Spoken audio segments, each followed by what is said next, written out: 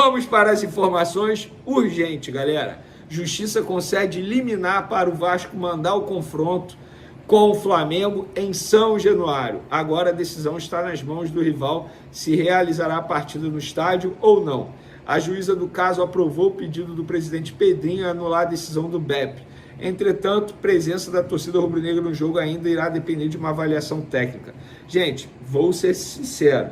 Eu vou ler exatamente o que uma pessoa do Flamengo me disse em relação a isso. Foram poucas palavras.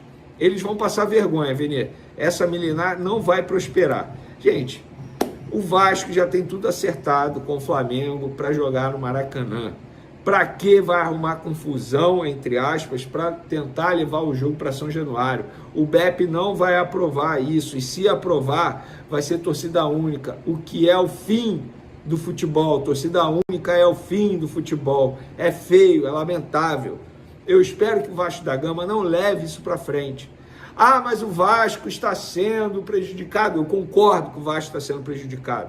Concordo com isso. Eu acho que o Vasco deveria ter o direito, sim, de mandar o jogo em seu estádio, São Januário. Eu acho que o BEP, sim, deveria garantir a segurança. Mas o BEP não garante a segurança, não aprova.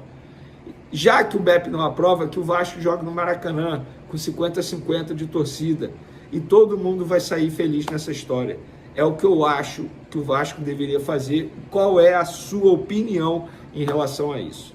Vamos para outro assunto agora, porque o colega Matheus Leal, jornalista, noticiou: Flamengo mira o lateral direito Vinícius Tobias, ex-internacional e atualmente no Shakhtar Donetsk, para repor provável saída de Wesley.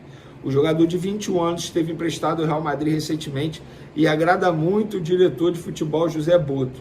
Boto considera Tobias um camisa 10 que atua na lateral direita. De fato, aí é a minha apuração em cima do que o Matheus Leal trouxe. De fato, o José Boto gosta muito do jogador, tanto é que foi ele quem levou para o Shakhtar. Mas nesse momento, pelo que me relataram no Flamengo, eu vou ler exatamente o que a pessoa disse. Boto gosta muito dele, Venê, levou ele para o Shakhtar, mas não pensa nele para trazer para o Flamengo. Ponto. É isso que me relataram lá no Flamengo e fica aí os créditos ao amigo Matheus Leal. Vamos agora falar de Danilo. O Pedro tem chance de voltar nessa quarta-feira. O próprio Felipe Luiz disse na entrevista coletiva que o retorno do Pedro está muito próximo de acontecer. Eu não vou cravar que ele volta porque eu estaria sendo leviano. O Flamengo ainda tem treino nessa terça-feira para poder se preparar para o jogo de quarta contra o Córdoba da Argentina, jogo no Maracanã. E aí muita gente me perguntando, e o Danilo, Venê? O Pedro pode voltar, mas o Danilo? O Flamengo tem adotado uma certa cautela em relação ao retorno dele aos gramados.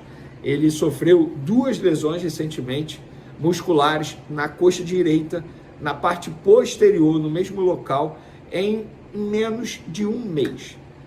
Ou seja, o departamento médico, ciente que é um jogador com idade avançada, isso precisa ser levado em consideração, um jogador que vem da temporada europeia, que é totalmente diferente da temporada aqui no futebol brasileiro, número de jogos, viagem, gramado ruim. Então, o Flamengo, o departamento médico do Flamengo, para não apressar e expor esse jogador a possibilidade de uma nova lesão muscular, o Flamengo vem adotando a cautela e não tem prazo ainda para o retorno de Danilo aos gramados.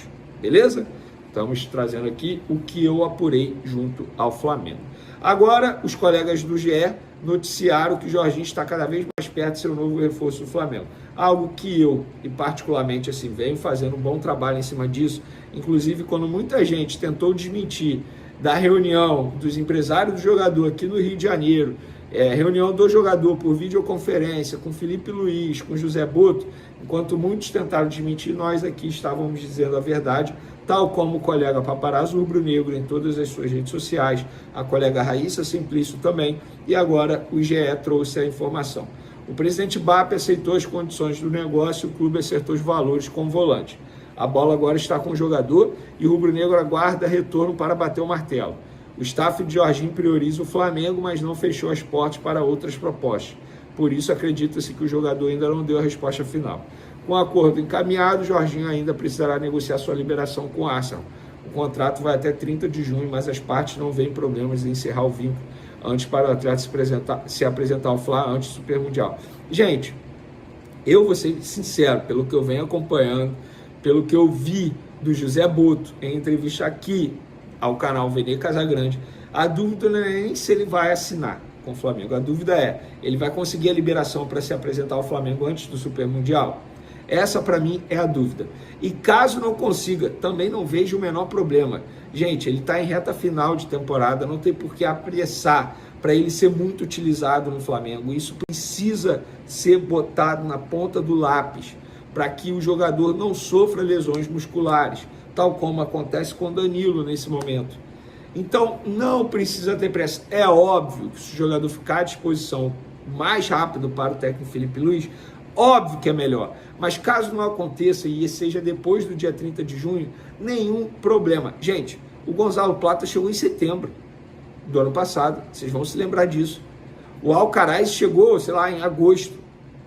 Gente, calma, não precisa ter pressa. Eu entendo a ansiedade, eu também fico ansioso, porque eu considero o Jorginho um baita jogador, mas querer apressar para o jogador jogar logo, encarar um forte ritmo de jogo, de temporada do futebol brasileiro, eu acho furada.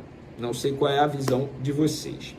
Dito isso, galera, agora eu vou pedir para vocês se inscreverem no canal, soltar o dedo no like, ativar a notificação e compartilhar esse vídeo com os amigos, com as amigas e ajudar o canal Vene Casagrande a crescer, igual o Flamengo com o Felipe Luiz. Embora muita gente tenha a vontade e tente colocar a crise no Flamengo, nenhuma crise no Flamengo.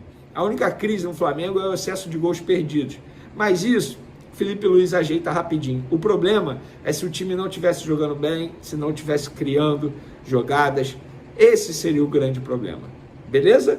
Uma ótima semana a todos. Tamo junto. Fui!